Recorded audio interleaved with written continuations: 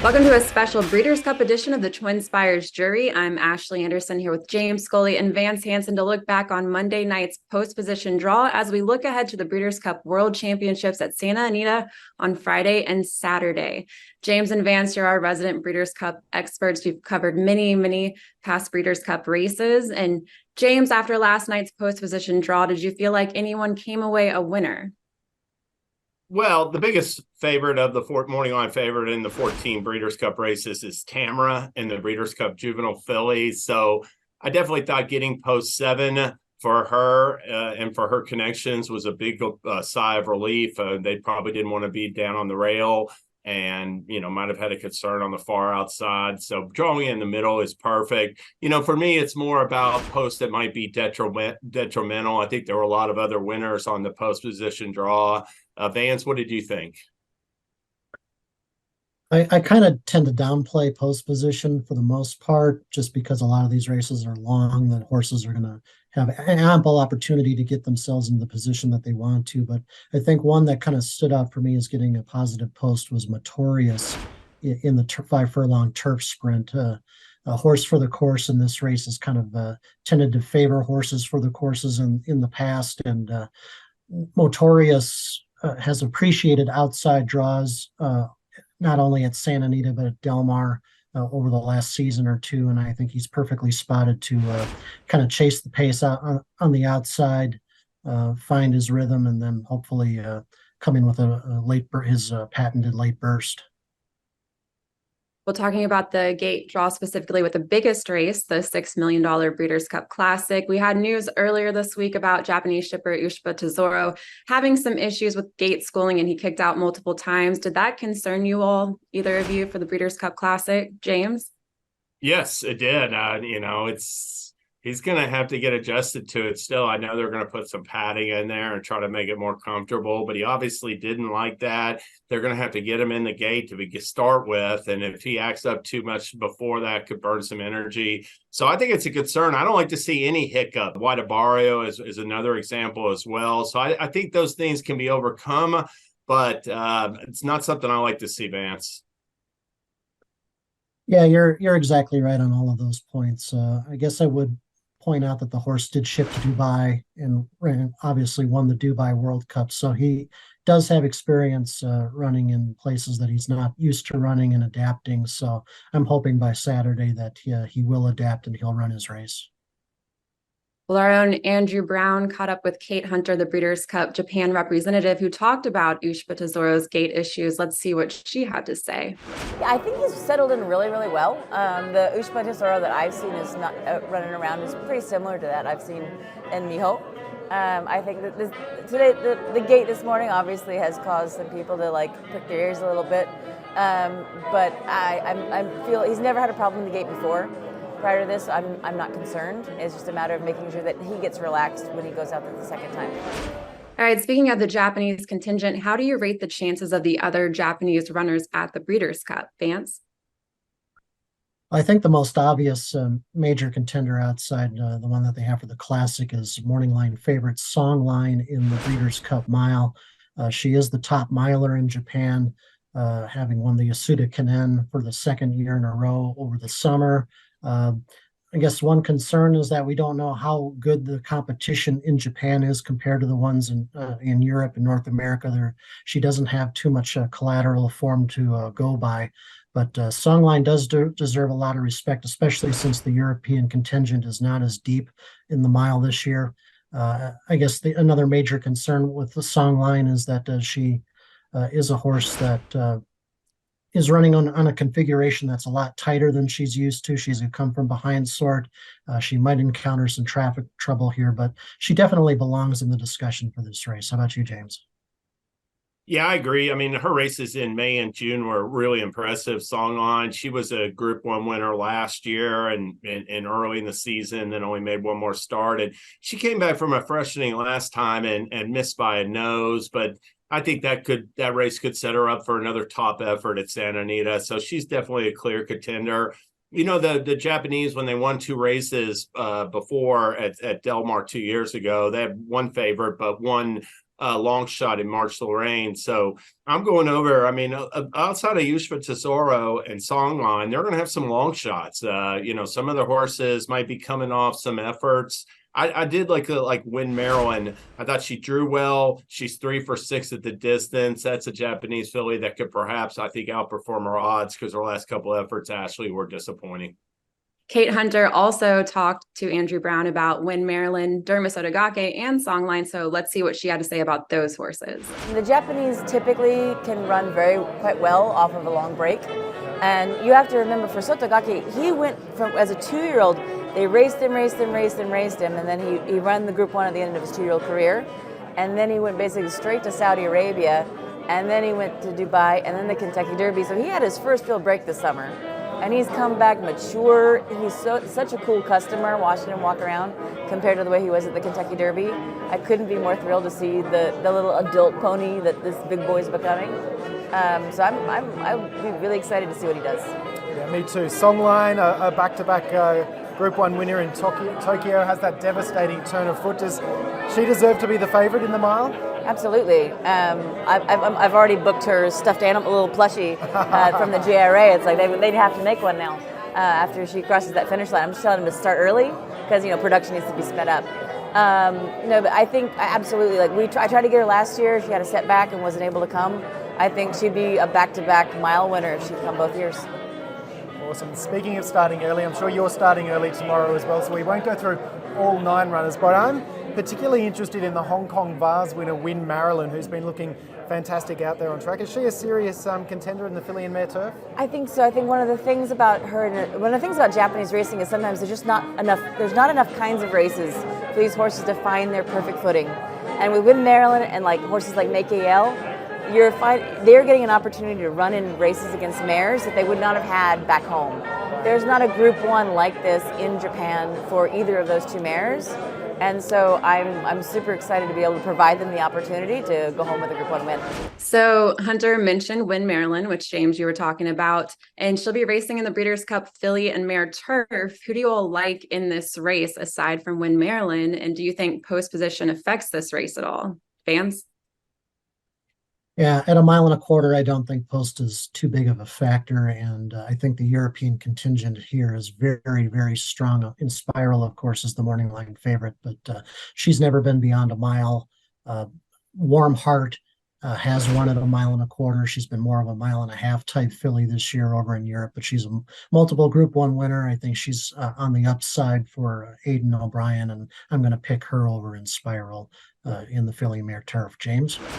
Both those fillies are major win contenders in my eyes. I do want to mention, though, I found the race dynamics in the filly and Mare Turf to be a little interesting because you're going to, in Italian, who's 4-1 during the post 1. So she's the speed in the race. She set the pace last year and held for second when Tuesday caught her in the stretch.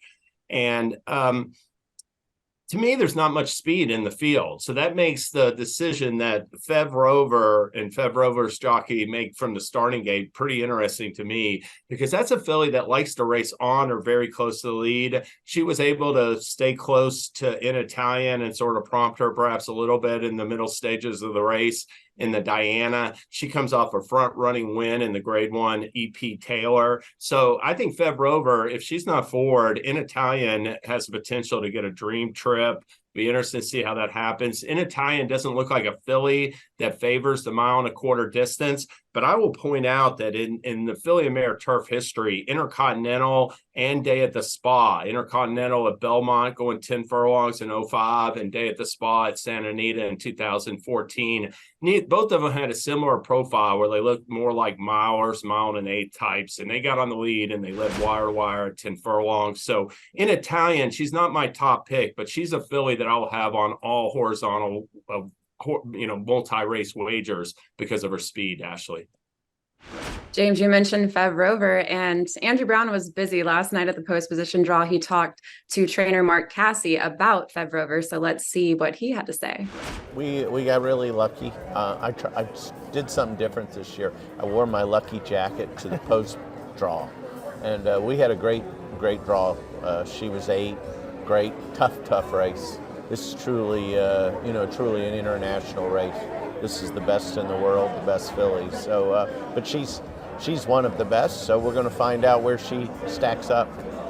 Your assistant Nick Tomlinson was very keen on her before the Beverly D at Colonial Downs, and she's mixed her form a little bit since with a fourth and then another first. How do you like her chances against what you're saying, the best of the best here in the filly Mare Turf? Well, that, it's just like I said, it's truly a real international race.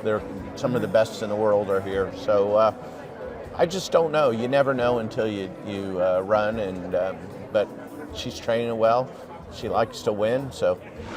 So we talked about the winners of the post position draw, but did you all think there were any losers of the draw? James? Well, I think, sometimes these inside posts can be a concern in 2-turn races. Horses may like the race a little, may lose ground going into that turn if they're caught in tight quarters. I thought it was interesting. The juvenile turf, River Tiber is number 2, is 3-1 on the morning line. He's coming out of these 6 furlong straight races. He's got to handle 2 turns and all the traffic to his outside. Good night Olive got post 1 in the filly and mare sprint. Not real keen on that. And the other post draw that I thought that the draw in the Classic was important for Saudi Crown and Arabian Night as far as the dynamics go. Arabian Night was drawn outside the speed in the Haskell. He had to duel with a horse that was sent to the lead and actually set the pace at the first quarter, and he came up short. That enables Saudi Crown to potentially try to steal the race wire to wire. I don't think he had any chance if he was drawn outside of Arabian Night. So I saw that as a detriment for Arabian Night. Vance, what did you think about losers at the post draw? Well, the 2 that stood out to me were first Master of the Seas in the mile, who drew post 14. Now, typically that's very not ideal in most circumstances. However, Breeders' Cup Mile history at Santa Anita would prove otherwise. We had Caracante break from post 14 and produce an upset in the mile maybe about a decade ago. And then if you go back further, Lure won from post 12 when most people thought he could never win from that post. And then a decade later, 6 Perfections also won from post 12. Not that Master of the Seas is in the same class as any of those 3, but maybe post 14 won't be too much of a detriment for him. And you mentioned Goodnight Olive in the filly and mare sprint. I also don't think post 1 is ideal.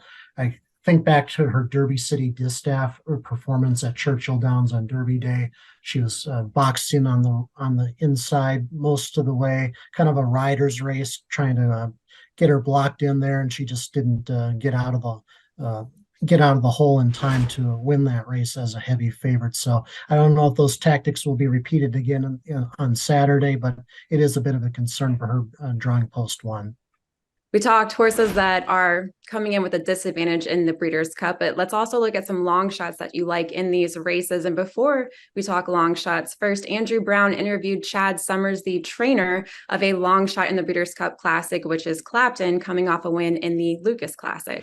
Post position 7 for Clapton in the Breeders' Cup Classic. Are you happy with that post position? Look, it gets real now.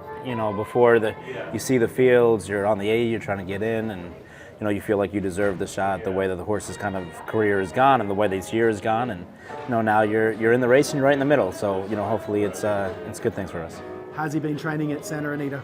He's been super. We came over here 10 days ago. We wanted to kind of get a feel of the track, get a breeze over the track, which we think will play to our advantage. And, just since he's been here, it's like every day it's just been better than the next. And we wish the race was tomorrow, not Saturday. There's some international monsters in the field. What do you make of the field? Oh, it's good for us. Look, our goal is to go to the Dubai World Cup on March 30th next year. So to see the winner of the Dubai World Cup from last year, to see the winner of the UAE Derby in this race from last year, some of these up-and-coming 3-year-olds, in Saudi Crown and Arabian Night, who you would think, that would be their plan with, obviously, with Zidane Racing, spending so much time over there. So, it's good to kind of see where we're at right now in the Breeders' Cup Classic and where we need to be on March 30th in the Dubai World Cup. All right, James, what do you think about Clapton? Or are there some other long shots that you're looking toward in the Breeders' Cup? Clapton has a little appeal to me if I'm playing a superfecta in the Breeders' Cup Classic, maybe even a trifecta, because I do expect the pace to be pretty solid in there. I give Saudi Crown a chance to lead wire to wire. I think that colt is really progressing, and he's fast. He's got big Brisnet speed ratings, and I think he's like I said, he got the best of the post draw with the other speed in the classic. One long shot I'll mention, Stroll spied in the mile, might not be good enough to win the race, but he ran second at 55-1 last year. He comes off a runner-up to Master of the Seas in the Woodbine Mile, and he's working like bullet 5 furlong and half-mile works for Roger Atfield, so appears to be coming into the race in good shape, Vance. Yeah, I'll mention another long shot in the mile, and that's the 3-year-old More Than Looks, who just dominated in Jefferson Cup against fellow 3-year-olds at Churchill Downs in September. I mean, this horse has got a tremendous late closing kick, and the kind that you could see against older horses. Now he's obviously taking a huge step up in class on Saturday, but he's a 3-year-old on the improve, and I think back. And I go back quite a ways. I think back to a 3-year-old like It's All Greek to Me, who ran a bang-up race behind Royal Academy in the 1990 mile at 30-40-1 or whatever. So watch out for some of these lightly raced 3-year-olds in some of these races taking on older horses for the first time. I think More Than Looks is certainly worthy of being tossed into the lower rungs of the exotics for sure. I like it. Well, that's all the time we have today. Be sure to catch all the Breeders' Cup action at TwinSpires. And we have a special money back offer where you can get up to $10 back on your win bet if your horse finishes second or third in select Breeders' Cup races. Good luck this weekend, and thanks, James and Vance.